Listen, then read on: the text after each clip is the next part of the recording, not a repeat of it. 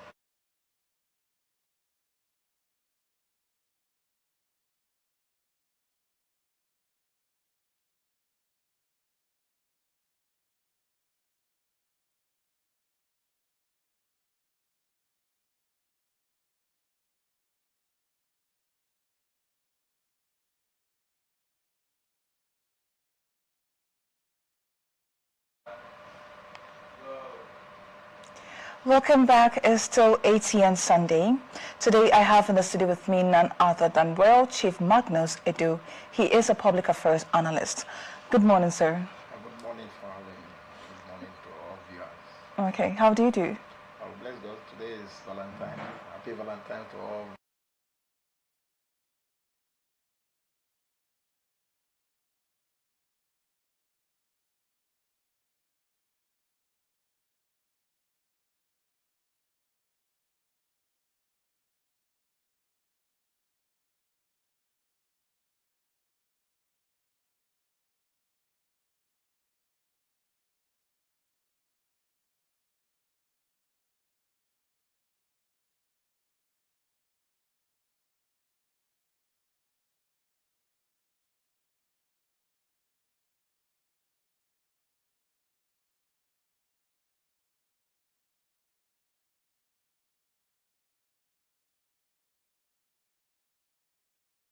The February 3rd attack on Woro town, which left over 176 people dead and 38 abducted.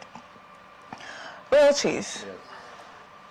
other than these bandits becoming bold with their operations, bold in the sense that they are now sending letters to the communities, alerting them that at any time they would come in and then strike. Let me read one of the messages from the letters so we can have a clear understanding of how bold these bandits have become.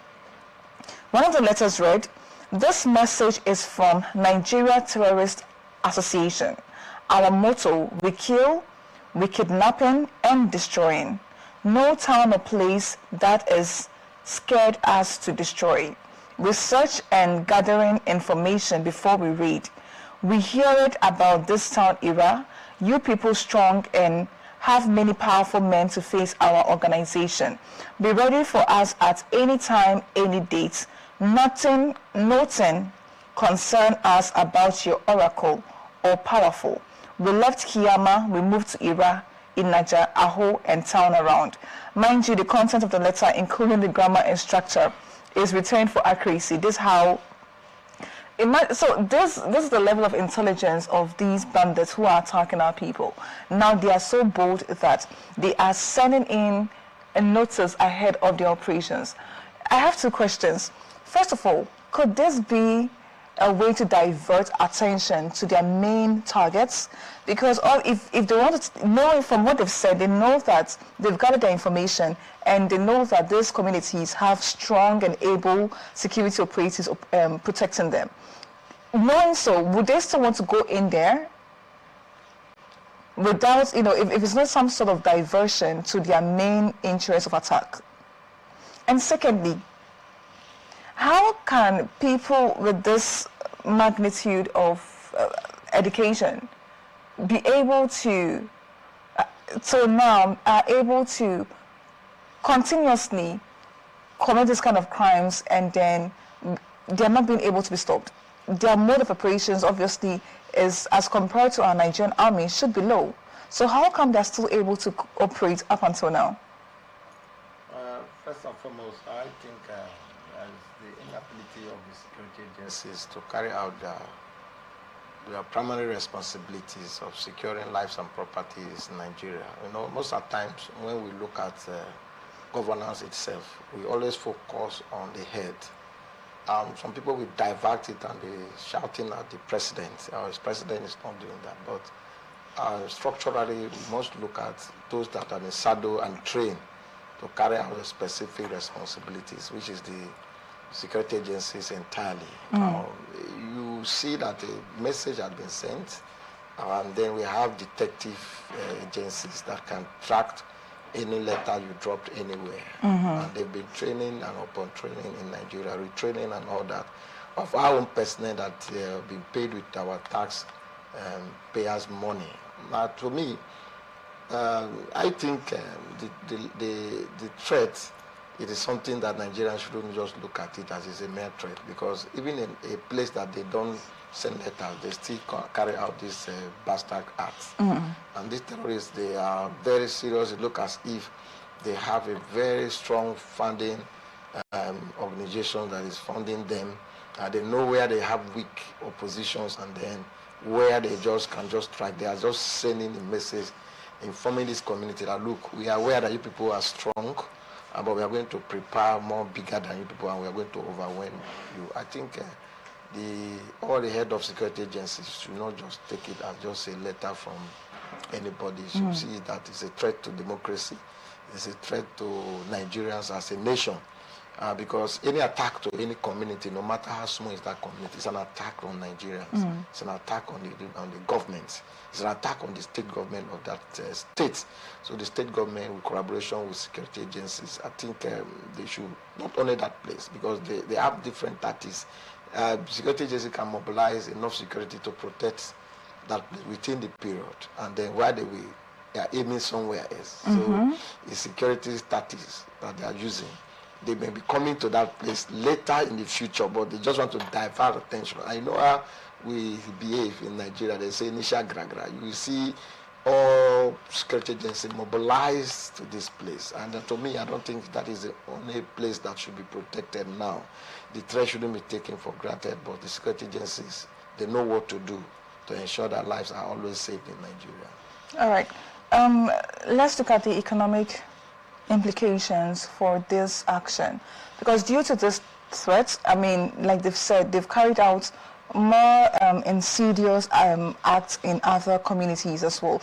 Just last week, 175 people lost their lives, so it's obviously going to spread mass panic to those communities. Now, these communities are leaving their place of abode. They are leaving their homes, they are leaving their properties, they are leaving their source of income and living to where nobody knows. What is the social and economic implications of this to our nation, especially to the northern states? You can see that the first primary function of government is security. And when a place is not secure, business cannot strive. I was in Uyo a few days ago attending the blue economy of the Niger Delta people, and we are looking at our waterways, how safe it is, how people can come and invest. And we talked a lot about the potential investment coming to that area. You know, before now, the Niger Delta region was marked red at times of insecurity. But currently now you can see that has reduced because of the people realize that there's need that our place should be secured so that investors can come. It is the duty of the citizens of that state and all the northern states to ensure that they give credible information to security agencies so that the fight against insurgents can be achieved. The lives of these people have been threatened. The economic potential has been threatened. Not only that, how about the educations of the people? People cannot stay in that community to attend schools, primary school and all that. So a lot is on the states, a lot is on this nation. It's not a good image at this time. And it's very unfortunate that everybody thinks about only themselves, not the next door neighbors. If you see something happening in the next door neighbors, provided you think that your family is not involved, you don't talk. So it's the right time, all the northerners, you know, do a clustered security board where if something's happening in Sokoto, you also know that Kwara is not saved, Borno is not saved, and all parts of the north are not saved. Don't think that it should be only, and the Northern Governors Forum, it's not about making statements sometimes, it's about taking actions. The collaborative actions will reduce this and the economic situation will be viable again, because it is very painful. Some people take loan to invest. Having invested in a place, the hearing attack. And there's no investment without people. And business cannot thrive without human beings. And when human beings are being killed on a daily basis, they who carry out the daily activities that we enhance. That means if there's no money paying for federal locations, some of these state governments will be able to pay their workers because the revenue generated will drop. It has dropped. Either they tell us or not, it has dropped because all the taxes on other economic activities cannot be functionally, cannot be boldly telling me that I have not opened shop, for instance, with fear of intelligence, to be paying tax to you.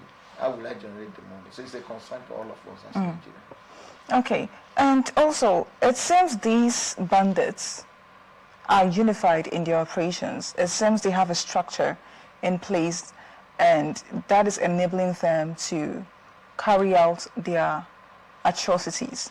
Because from the way they're calling themselves, Nigeria Terrorist Association. So it's an association. It's different bandits or terrorists coming together to form an association against Nigeria. What does this say to how terrible or how bad the situation is? You know that they're adopting the military technology or pattern of arrangement. You know, we have to join a military task force that combat insecurity and insurgency. And then they felt that, if we say we are bandit, people will not take us serious. So let us unify ourselves, no matter what they say, or no matter how they think the organization is unified. They cannot overwhelm the security of the state, no matter how powerful they think they are. They hit and run and kill people and all that, vulnerable people and in society. No life is worth dying in this country. Even a goat shouldn't just be killed discriminately. You should have a reason why you're killing that goat, and that all lives are important as far as this country is concerned. So for me, unifying, coming, that it shouldn't be a threat. We'll be seeing those that even, there are times they used to have faceless. Now it's no longer faceless. You know, sometimes you say unknown gunmen. Now yes, known gunmen, yes. And that when they were unknown, they were still carrying attacks upon attacks. Now that we are known them, actually it is social, it's the responsibilities of the security agencies to ensure that the fight against them should be taken very seriously, and not as business as usual. If they lack anything, like they restructured the security outfit recently by the President Tinubu administration, taking the head of important agencies that take care of fighting against insurgency. I think we need to see results from those people. You know, and recently we were told, and we see that the US are also interested in ensuring that lives in Nigeria are safe. With collaborative with that, I think this is chosen. These bandits, they are also thinking more far above what Nigerians are thinking about. Like their motive is to kill and destroy, not like the motive of devil. Yes. Like the Bible says, it comes to destroy and to kill and to steal. They have captured that as that the motive. And then I don't think it's the joy of any Nigerians to be hearing about that. Definitely not. Definitely not. You spoke of U.S. intervention into our insecurity.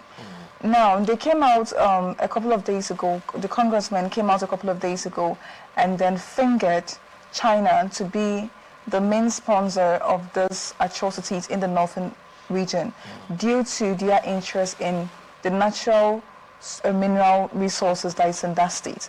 Now, sometimes these Chinese men will pay these bandits for protection. And this money that being paid for to the bandits for protection is what they are using to cause atrocities, to buy guns and to buy ammunition to carry out their atrocities.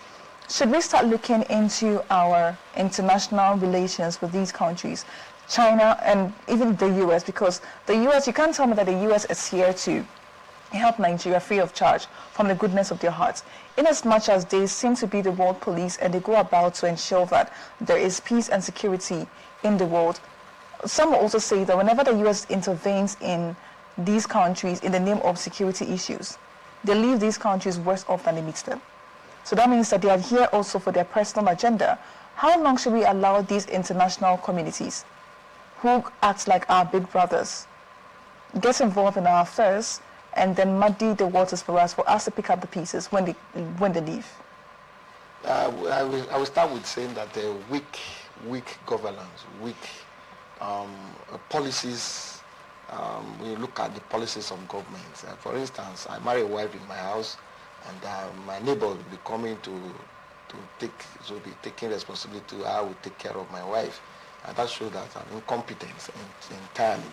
Either someone tells me or not, I should know that I'm not competent enough to manage the affairs of my family. And like a state, like a family,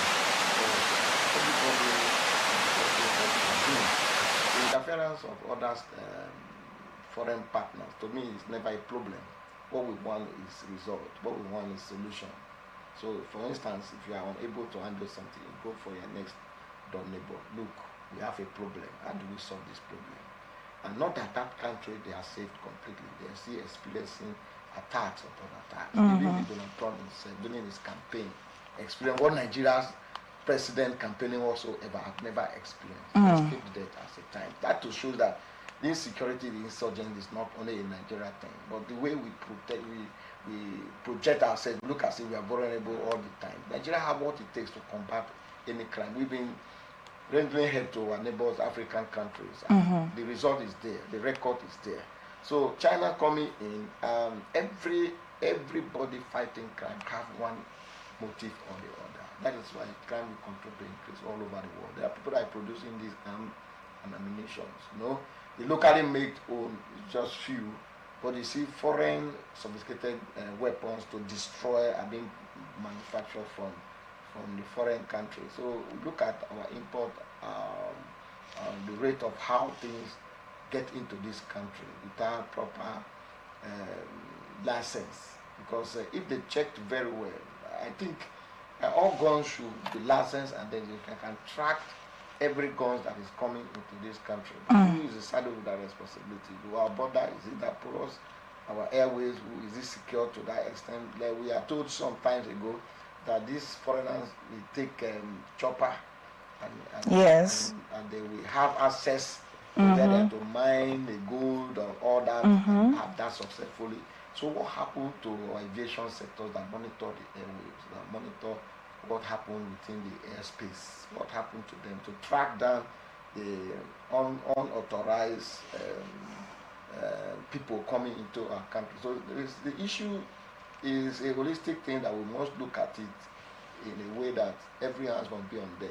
Because if we are talking about only those carrying guns to fight insurgency, we also look at those that are policy makers. What are the policies they are making? Because their own is just to implement what the government has as make as a policy of government. Even the military are waiting for command.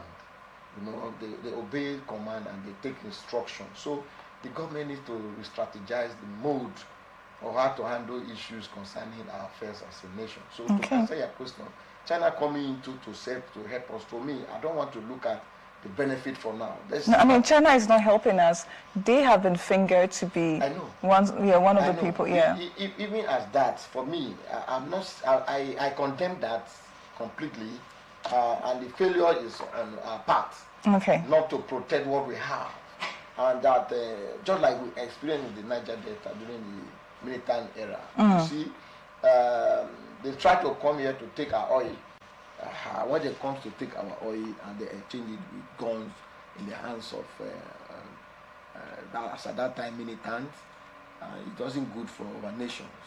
But one thing I must commend our militant, our brothers here, because when they embrace peace, they embrace it totally. Until today, we are experiencing that peace. I am not advocating for an amnesty to a bandit, but the security agencies know what to do better, because I don't see what they're actually fighting for.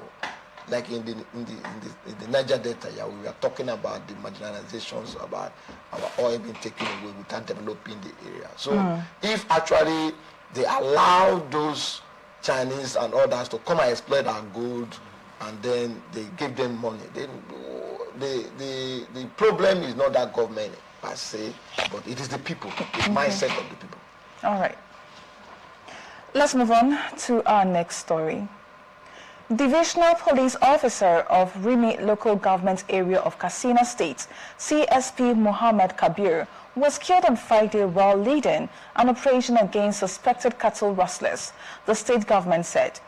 The Katsina State Ministry of Internal Security and Home Affairs confirmed that 3 rustlers were neutralized during a joint operation involving security operatives and community members.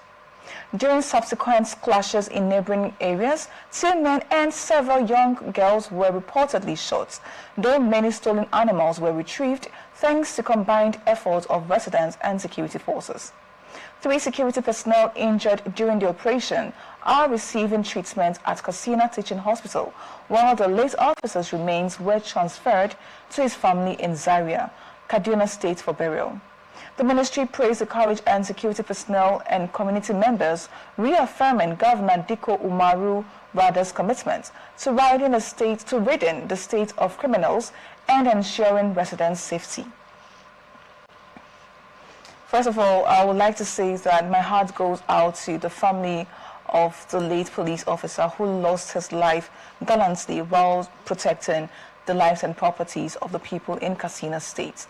I mean, this is how far our security operatives go to protect our people. And then most of the time we forget that these people are also human beings who are actually putting their lives on the line for the safety of our people. We forget their sacrifices, you know. So at this time, I would like to say a heartfelt thank you and congratulations to the security forces in Katsina State for successfully neutralizing the operations of these rustlers. For how long? I mean, before we've noticed that these rustlers or headers or bandits, whoever or however they want to term themselves, you mentioned in your earlier assessments that we don't even know what they're agitating for. We don't even know what they're fighting for. Lives and properties have become so cheap to these people that they would rather put the life of one cow ahead of a human being, which is unfortunate. Other than saying our heart goes out to the people or to the late officer's family, how can we ensure that our officers who gallantly put their lives on the line for us, their welfare is adequately being provided for, and then the families that they leave behind too are adequately being catered for, so that when they're out there on the front line putting their lives on the line, they do not have to think too much of the sacrifices they're making for the nation?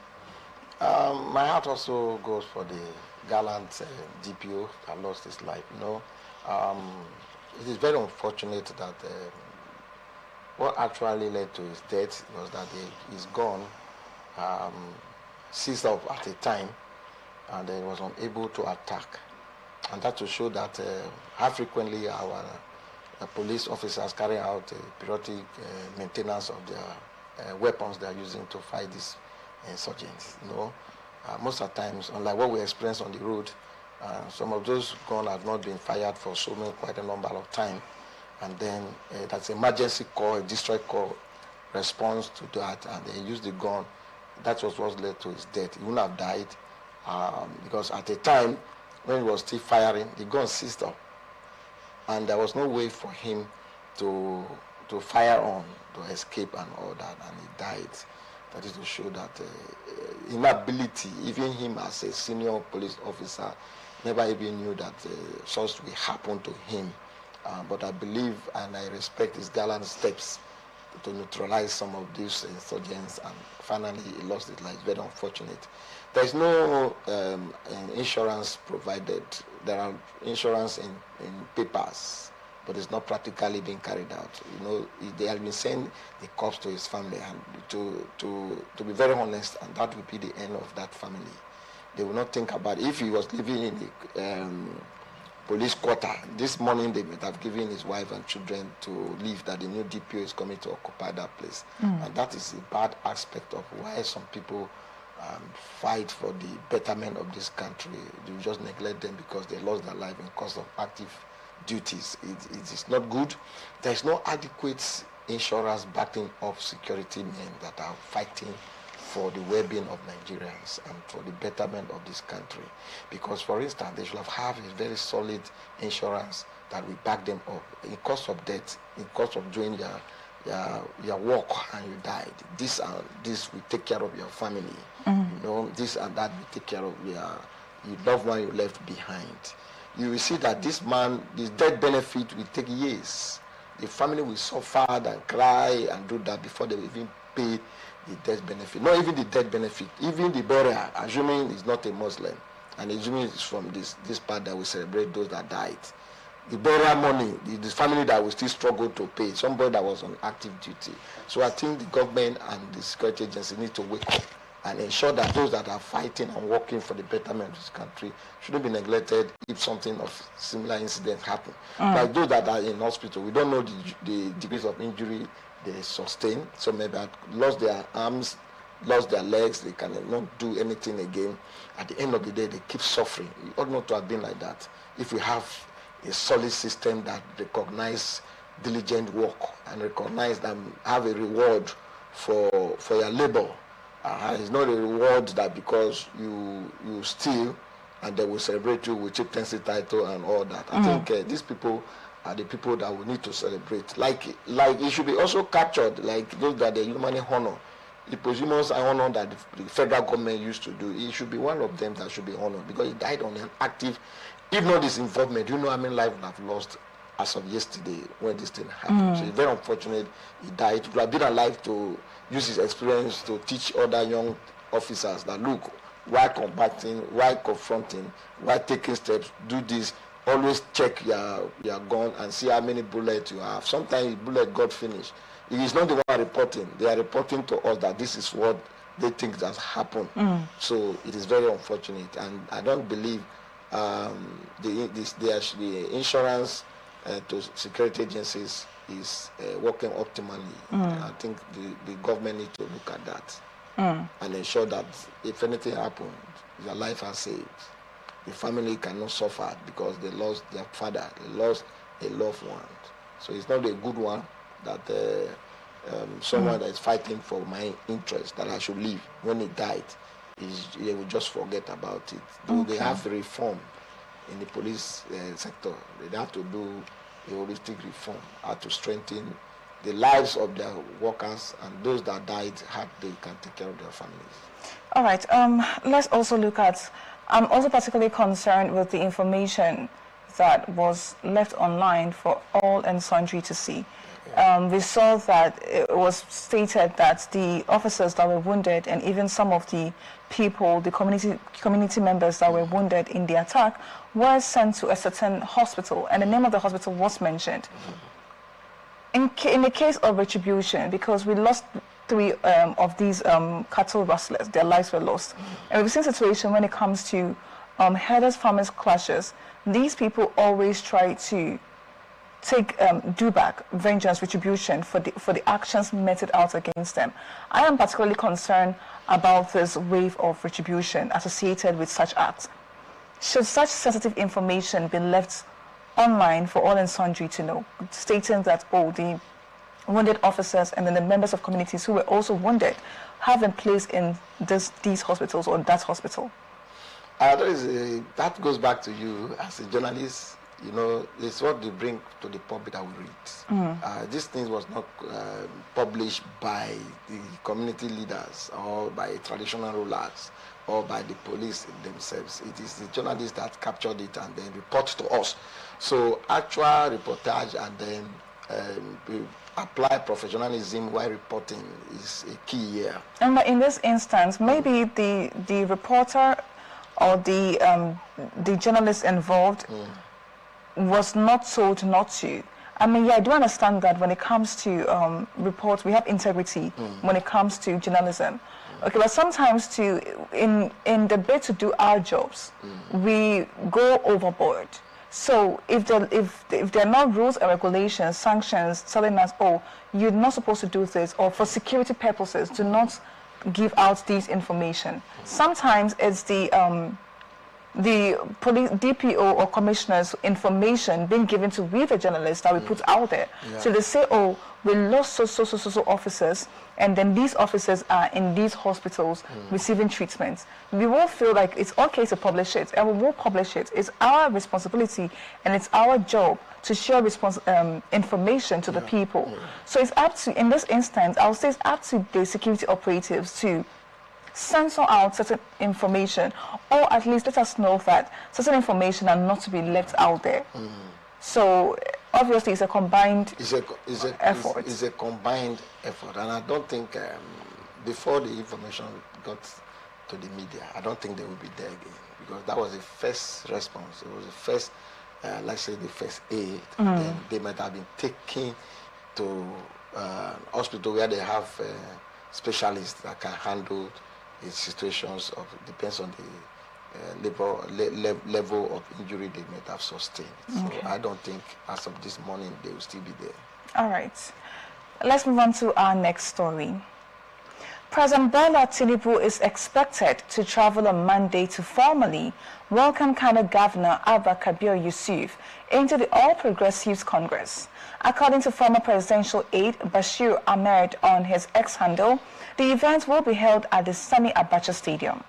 The planned grand reception comes weeks after Governor Yusuf decided to leave the NNPP and his political godfather, Rabiu Musa Kwankwaso, for APC. The announcement has drawn mixed reactions from Nigerians. Grand reception to welcome a politician into a party. And due to this, our president, who has been out of the country, is flying in for that. The people are concerned because it's going to be taxpayers' money that is going to be used to hold this reception. Chief, do you see, is this right? Especially in a time when the people are hungry, they are being double taxed, or they have like they're being highly taxed and are complaining about this, and yet they're not seeing the evidence of their taxes. People are complaining about bad roads, people are complaining about healthcare, people are complaining about the standard of living, and then electricity. Let's not even talk about electricity and power.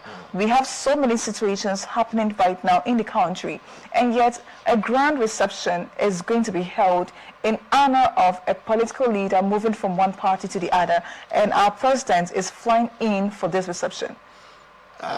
You know, let me just bring the scenario when Jesus Christ, God said that when they saw, God repented on earth, that there is joy in heaven.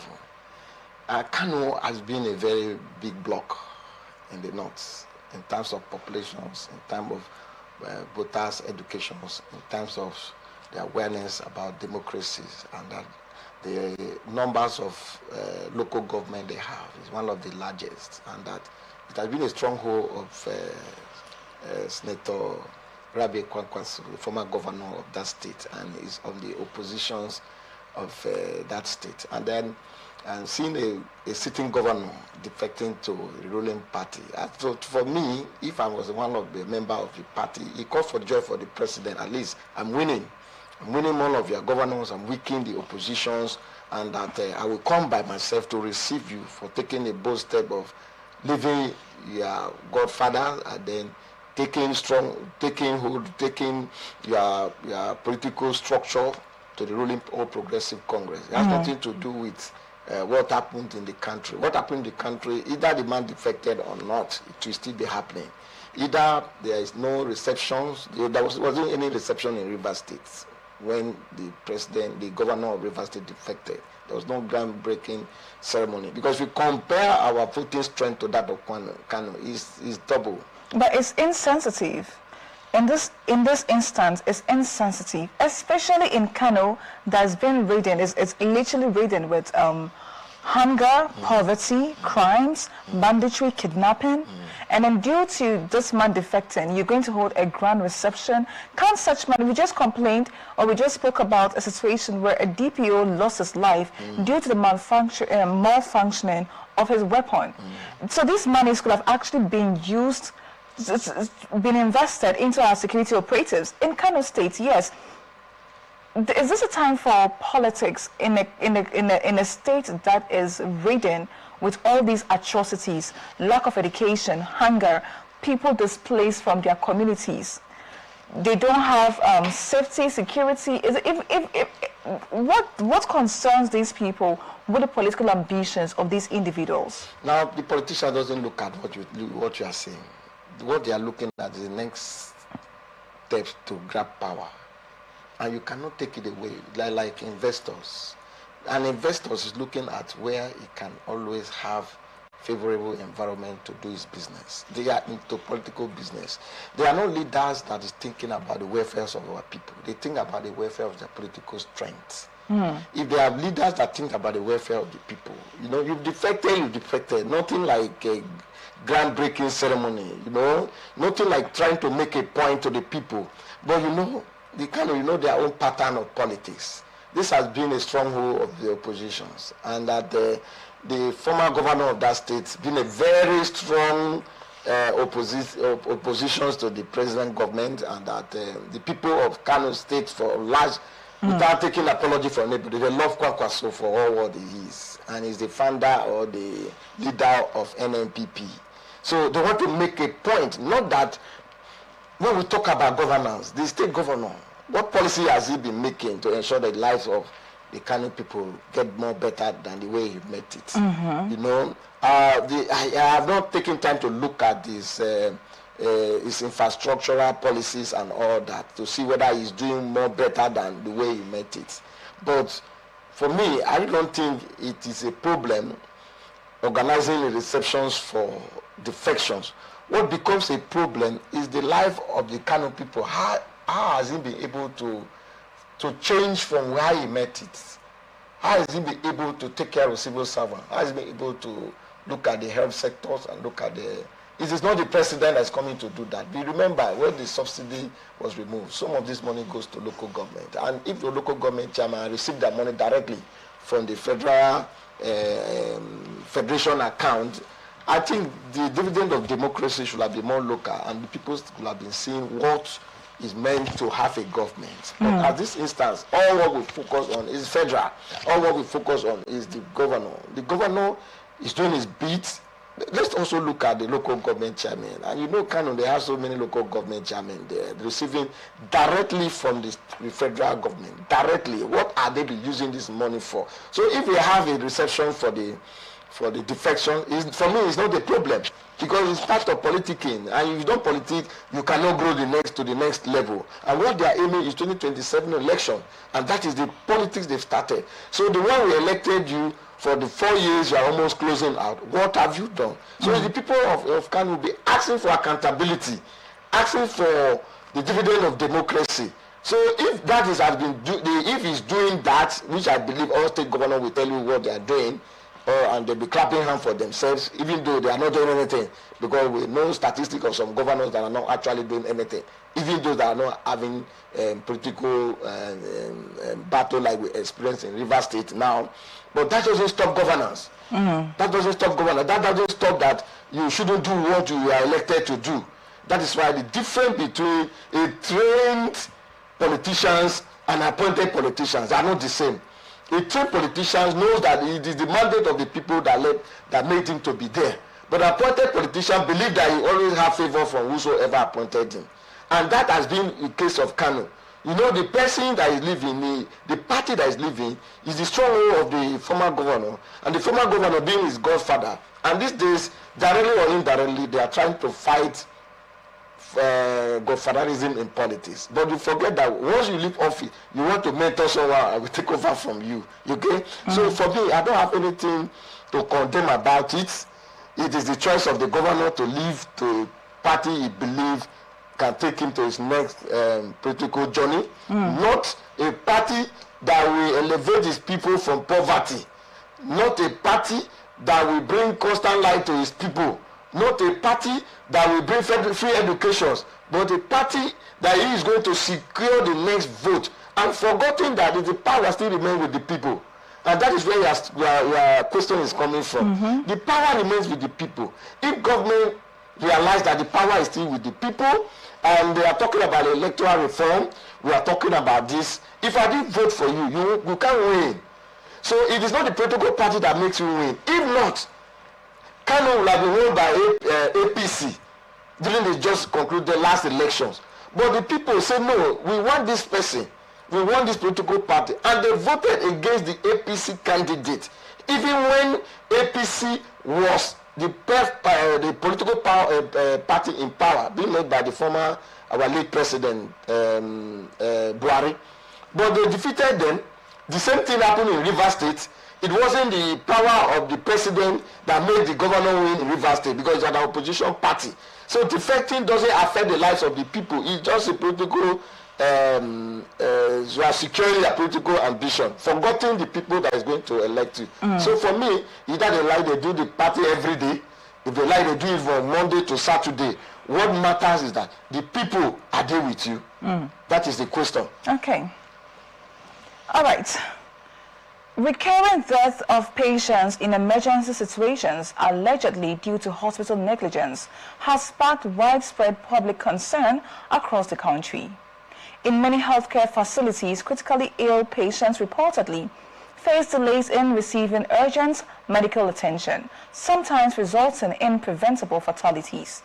Families of victims are left devastated while public confidence in health institutions continue to erode.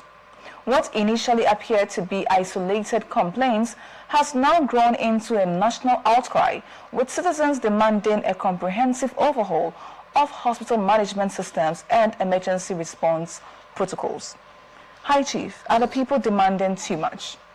No. Especially now that we've seen a high rise in the sudden slumbering of people. Yes. You hear that, oh, this person was at a gathering, and the next thing the person fell, and the person is no more.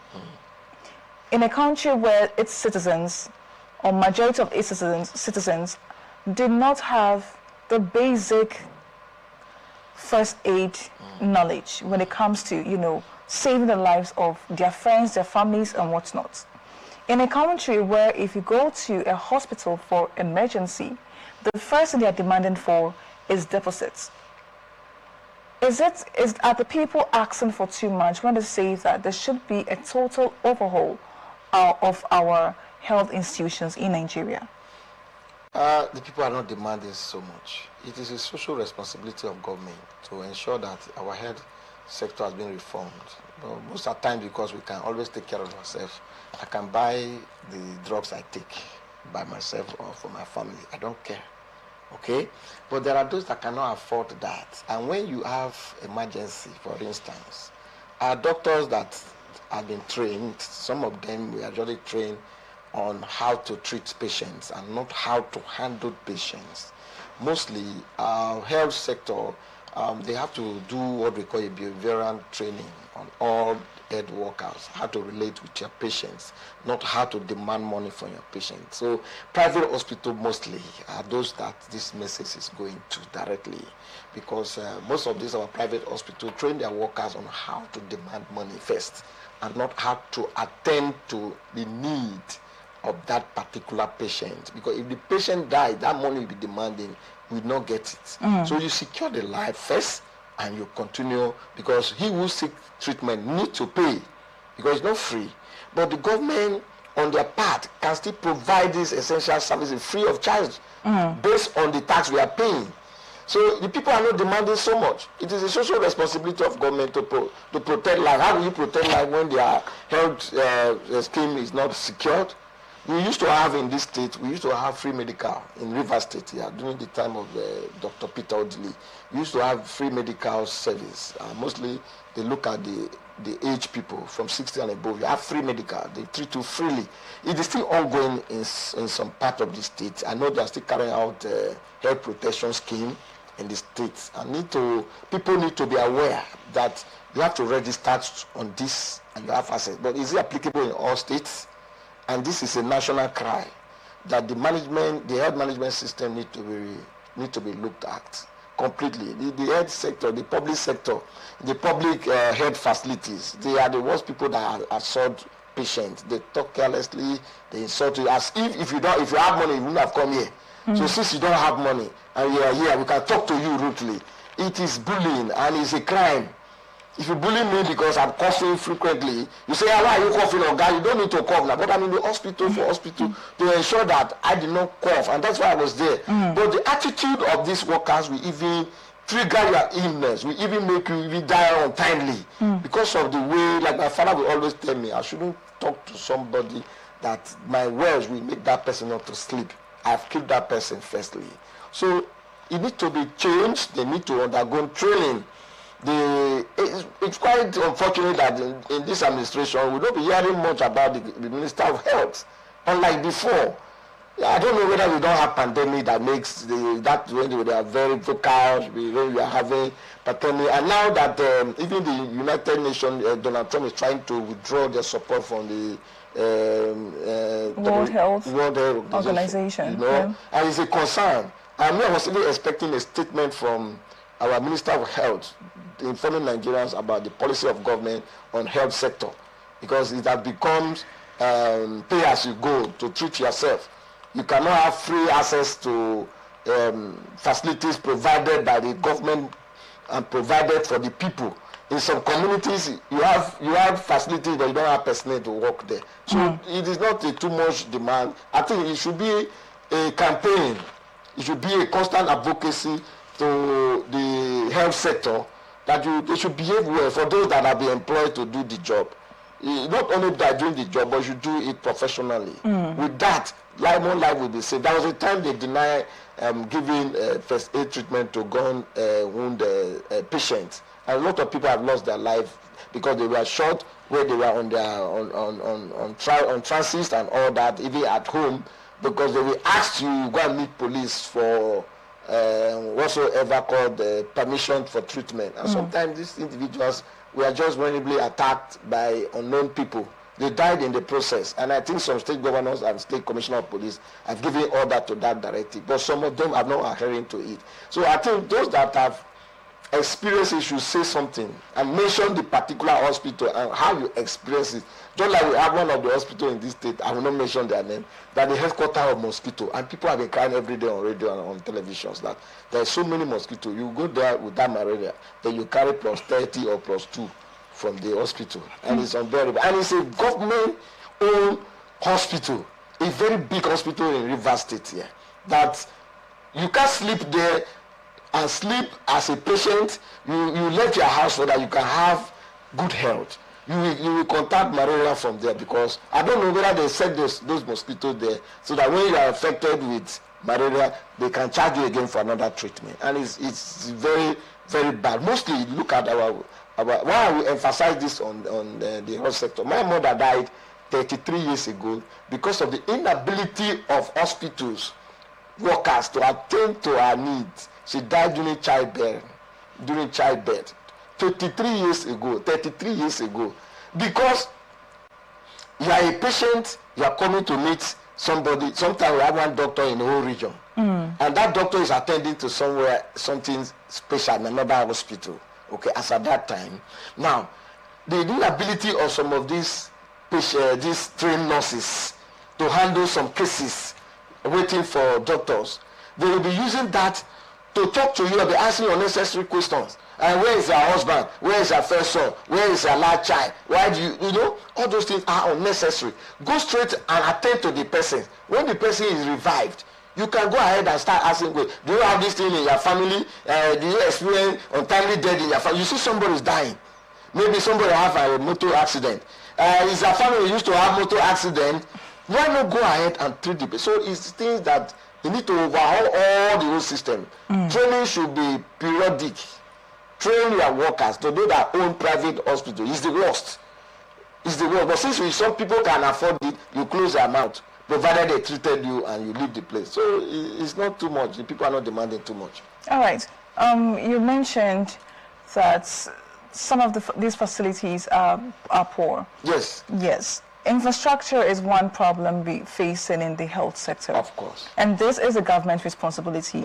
We've called on the government to retrain some of these health professionals, especially with their customer relations with their patient, because whether we like it or not, it's a health business. Yeah. So they need to attend properly to their customers. Of course. In this case, the patients. Yeah. Now, the structure is also put in place. You mentioned that one of the hospitals here in Nigeria is ridden with mosquitoes. That is it. And I'm sure it's a government hospital. So it's under the jurisdiction of the government to ensure that these infrastructures, these health infrastructures are properly placed.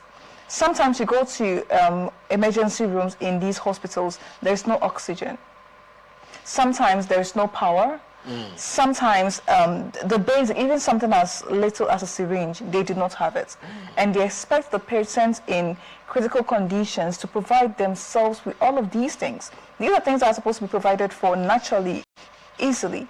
So, in this instance, whilst the government is trying to overhaul the health sectors, what can they do to ensure that the needed infrastructures, the needed equipment, the needed products, the needed medications that these patients will also need for better health is ensured? You know that apart from the Minister for Works, that is David Mine, who is a practical certified engineer, if you see the quality of job that's ongoing on the Ogoni axis of the East-West Road, you know that it's a professional is handling the job. And same times, all ministers of health have always been medical doctors. So like we have the Ministry of we have the legal sector. All attorney generals have always been lawyers. But when you have ministers of health that does not know his job, it becomes an issue because you bring this thing to the government. Every Wednesday or thereabout, they have what they call the ministerial or so summit where they sit and you bring out your proposal to government and convince government why they need to do this and all that. Sometimes it is the inability of those that are given the responsibility to handle these offices that are making some things not work well in this country. So we must look at it in that direction. Because, for instance, how many times have we heard that the Minister of Health is doing tour on unscheduled visits to ensure that they look at the facilities in some of these hospitals? How many times? Even in Abuja, how many times has he visited the National Hospital in Abuja to see that things that they have paid for have been fixed and used for the betterment of the people? So for me, I think as we overhaul the system, we should overhaul our minds. We should look at the mindset of the people, look at the leaders. The leader may have very good vision. For instance, I know how many billions of naira that was budgeted last year for health sector. Has this money been properly utilized for reviving the health sector or looking at this as a structure? And again, they should make provision for private sector to have access to funding, to have access to loan. You know, if you are into health sector, you have this so amount of money that you can take as loan and set up your facilities to be standard. I don't know, because maybe some of them have the money to travel abroad for treatment, so they don't care about it, or forgotten that there can be an emergency that before you get flight, it will get worse. So the first instance, the first place you have to attend is the very nearest hospital across nearer to your office or at your home. And these are areas you neglected. And your mind was focusing on, oh, we don't have qualified doctors. And I prove to anybody that Nigeria have the best doctor all over the world. They have the best doctor. And I still wonder why we that have been trained that we have the best doctor, they don't practice according to what they have been taught in their own private hospital. They practice money. If you don't pay money, you don't get the best service. But that shouldn't be the best way to save life. Saving life is one of the primary responsibility of government. It's not only providing, giving them whatever you think is eliminations or whatever you think. But I think those things should be visible and it should be practically used for the betterment of Nigerians. All of us need to live. If people don't live, nobody will vote. So government should also help, not only state governments. The local government can also support, even though it's not in their mandate, can also support local,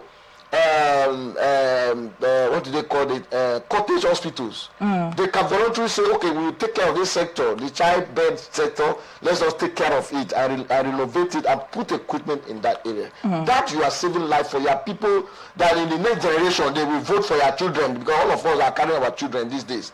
So you believe that when you are dead, your children will take over from you. So when you don't preserve the life, then there will nobody that will vote for your children.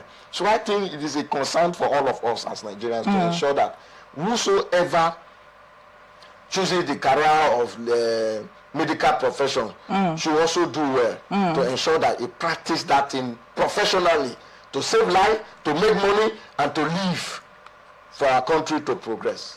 Thank you. Okay, let's move on quickly. Kano State chapter of the new Nigerian People's Party has urged the presidency and the office of the National Security Advisor to publicly declare the party's national leader, Senator Rabiu Musa Kwankwaso, of alleged links to terrorism.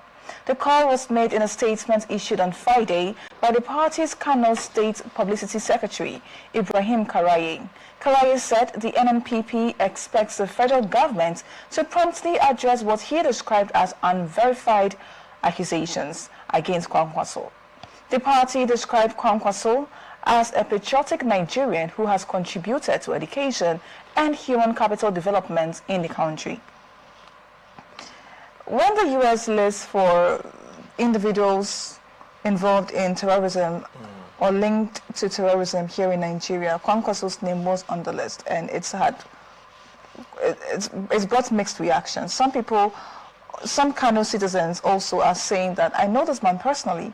This man has contributed enough to our safety, to our well-being of people. It can't be true that he is being fingered.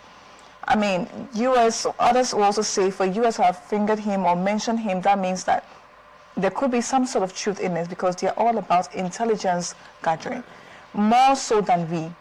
And some people are also saying that most of these terrorists are being backed by powerful individuals. And if Kwankwaso, with his influence, especially in the political sphere in the northern state of Nigeria, how come that these people, these individuals, are not doing anything concerning terrorism in that part, meaning that they are benefiting one way or the other from these? Is the NNPP right in asking the federal government to come out and then clear the name of Kwankwaso, as the U.S. have stated? Because I even noticed that his visas, all of these people that have been mentioned have visa bans to the U.S. by the U.S. as well. The statement is a political statement, and it's a political party, and they are only showing that their leaders, you see that they are still with him, despite that the governor has left. So the party is still supporting their leader. That is the only thing they are trying to do. They don't have any right to tell government, exonerate or clear this person until it has proven that it is an innocent person. So it be. I was expecting that they will say they should speed off this trial. That you mentioned our leaders, that is among those that are terrorizing, supporting insurgency in the north, and that they should call on the government to speed off his trial. He should be arrested first and foremost if he has been fingered in and they found him culpable of doing that. He should be tried and see that he is free of it. You cannot just say you haven't been tried, you haven't been arrested, and you are calling on government to say, oh, clear his name. It's not that way. It doesn't work that way. It can't work that way, actually. Because nobody is bigger than this country, and nobody that cannot commit crime, and nobody, again, that cannot decide to support insurgents.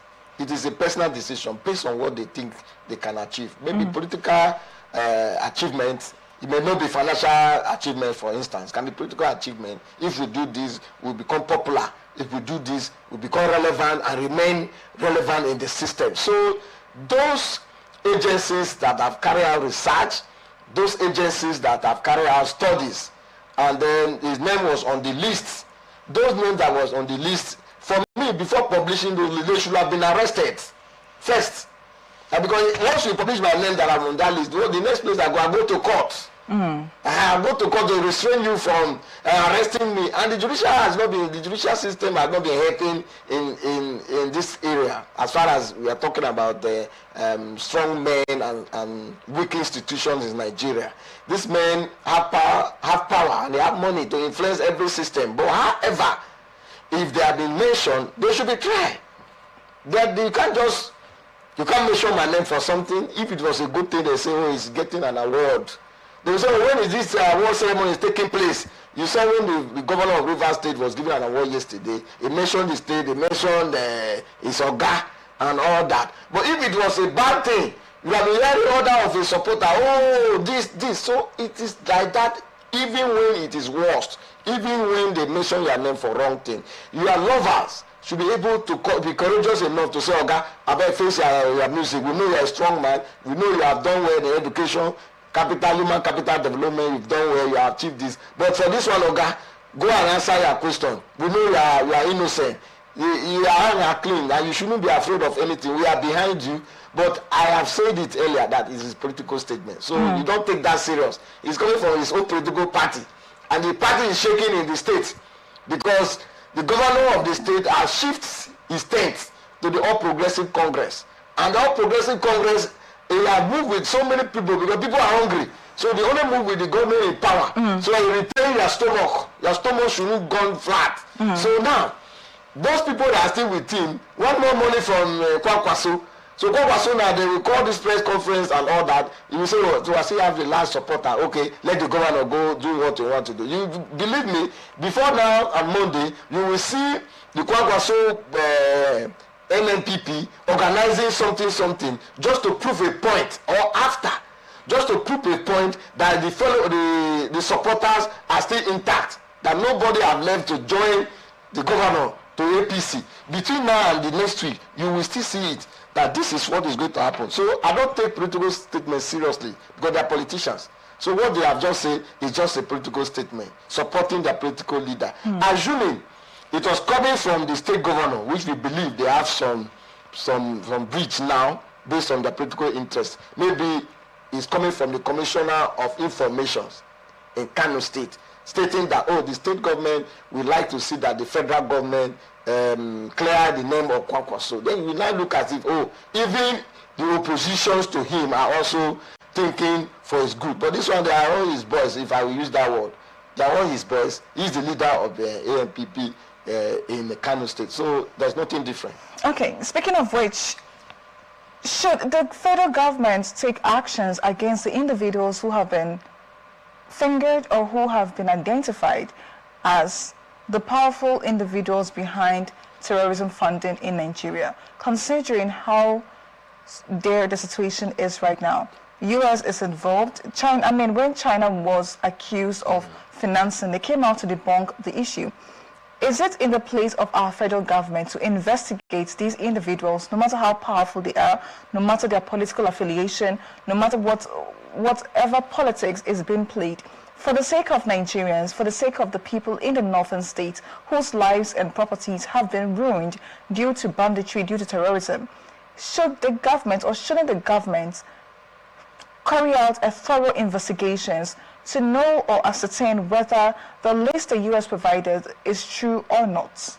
It is the responsibility of government to do that, and Nigerians are expecting them to set up a panel of jurists that we look into that. I think there should be a special court that we look into this matter and then handle it the way that we place Nigerians. Those that we are politically fingered into should be free, but those that they are found guilty should be punished. You know, the former Attorney General of the Federation, is he not undergoing trial? I was here the other time talking about Mele Kyari, that he should be fired. Is he not undergoing trial? Was he not a powerful man? If other former CBN governors are also undergoing trial, were there no former powerful people in this country? So nobody is above the law as far as this country is concerned. Either the government want to pardon them, because I know pardon is a prerogative of the federal government. Let there be a trial first, and they should be convicted or be found guilty before they will. Because if it happens to be that the majority of them, which I know, are the supporters of the federal government, even though that we are not supporting the federal government, once this list is published, and has been published now, you will see some of them changing their political tent so that their names, this thing will just be swept under the carpet, like other reports that we've gathered in this country. So I think it is the responsibility of government to take actions so that others will see that using any state means or personal means in destroying lives and property in this country, it is barbaric and it is condemnable. Because if your own children, for instance, you train and invest into, mistakenly, some of their children are not in this country. Because if all their children are in this country, you don't know where they will be at every point in time, and you don't know the next place these bandits are going to attack. If their children have been attacked or their wives have been attacked, they will have realized that funding criminality, funding insurgency, it is a crime against humanity. It's a crime against the state. It is a very evil perpetrated by individuals living. So it ought not to pardon those that are doing that. They need to be investigated. If found guilty, they face the law. Okay. Moving on. Former Vice President Atiku Abubakar has called on the Independent National Electoral Commission, INEC, to urgently reconsider the February 20th, 2027 date announced for the next general elections, describing it as insensitive and poorly judged. INEC had fixed February 20th, 2027 for the nationwide polls, a date that falls within the Ramadan period, scheduled to run from February 7th to March 8th, 2027. In a statement posted on his verified X handle, Atiku argued that conducting elections during Ramadan could negatively affect participation and undermine inclusivity in the electoral process. According to him, fixing such a crucial civic activity in the middle of a major religious observance reflects poor judgment and a lack of sensitivity to Nigerian socio-religious realities. Hi, Chief. I mean, this is it's not too far-fetched. We are a multi-religious nation. Yes. So, did INEC not have thought about this before setting a date for such important day in Nigeria's democracy? This is a day that we are meant to elect the people we expect to give us the proceeds of democracy. So if during that period we have religious festivities, irrespective, it could have even happened during Easter celebration, which obviously they would not have done. It could have happened during Christmas celebration, and all that, which definitely could not have been possible. Why then should they have placed it during Ramadan? I mean, one will have said, oh, it's just to favor the incumbent president. But then again, we have the incumbent presidents are Muslims, you understand? So what could actually be the reason why INEC could not have reconsidered or considered these things before setting up a date for our next elections? You know that INEC carry out their mandate based on laws and based on the policies. And then the date that they fixed for this election shouldn't be a problem to anybody. But it's during Ramadan period. The Ramadan period is the president, the INEC chairman is not a Muslim. An chairman is a Muslim. We are not following religions. It's not about religions, about your faith-based organizations. It can never be favorable to anybody. Remember, but we should. Shouldn't it has have been been considered? affecting right from the time Atiku was elected. It has been affecting one particular religion, the Sabbath. They have been agitating that it shouldn't be Saturday. Election shouldn't be conducted on the Sabbath day, even against the Bible, because they say you keep the Sabbath day holy. That was the day that we are casting. It was casted. It was voted into power during the Sabbath day. He did not complain. Now, when he's not in office now, he want to complain because it's the Ramadan period. I don't say that. I'm not saying that it should have been Ramadan or Christian or on Christmas Day or all that. It cannot affect the elections. It cannot. You just come out and cast your vote and go back to your prayer. The Ramadan doesn't mean that you don't come out. Ramadan doesn't mean that you cannot. Okay, don't talk. Just come out. If the law says don't talk while you are praying, don't talk. Come to the polling booth, cast your votes, and go back to your prayer. So for me, I'm not in support of this thing Atiku is saying. He's only trying to see that he criticizes what the government is doing, maybe preempting failure or success. So if by saying this, we say, I have said it. If this election have conducted in April, it is conducted, okay, he wanted it to be in Easter period, fine. The Easter period that you want the election to be conducted. He didn't say Easter period. No, I'm just assuming. Okay. Maybe if it was Easter period, it would be okay by him. He will be okay by it. If it is on Easter period, it will be okay by him because it doesn't affect his own religion. All religion needs to be respected in Nigeria. All religion needs to be respected. If there's any way the INEC can still look into what he's saying and shift to a proper day that will not affect both those that the Sabbath, both those, all religions. And I don't think there's any day that will be favorable for everybody. Because even Saturday, Sunday, even Monday, there are organizations, there are religious bodies that worship on Mondays. There are all days are worshippers' days. But however, if the law says it should be that day they fix, the voice of Atiku is just on his own as this case is concerned. Because he was elected during the Sabbath day into office, he did not complain. Now he's no longer in office. So he wants it to be shifted. But however, the INEC is there to serve us. They are electoral umpire. They do justice to the electoral processes. And that's why we have stakeholders involvement and stakeholders advocacy when we are doing about elections. So Atiku is one of the senior stakeholders in this country. Let them also look into it and see if there can be a shift, because it is 29 May that they are handing over government to the next set of administrators that will govern this country. So starting from February, they can still shift it a little bit. I know because of electoral reform, they want to finish everything concerning litigations, concerning that. Let you not be in office and still be using the state money to be funding the electoral justice in court. So if there's a way they can do that, fine. If there's no way, I'm not supporting what Atiku has said. Okay. High Chief is not supporting Atiku's sentiments. Well, this is where we wrap it up on this episode of Atn Sunday. Hi Chief Magnus, thank you so much for coming into the studio today. It's a pleasure that people are at home and then enjoying their Valentine, and we believe they will continue to watch these ATN stations. Okay. We are open for adverts, placements, bookings, and commercials. You can connect with us on all our ATN socials, Facebook and YouTube, Atlantic Television Network, Instagram and TikTok, Atlantic TV Network 1, on X, Atlantic TV Net. Watch us live on our website, www.atlanticnetwork.tv. Remember, peace and unity are the pathways to progress. Open Air comes up shortly. Please don't go away. My name is Antonia Arcebo. Thank you for watching.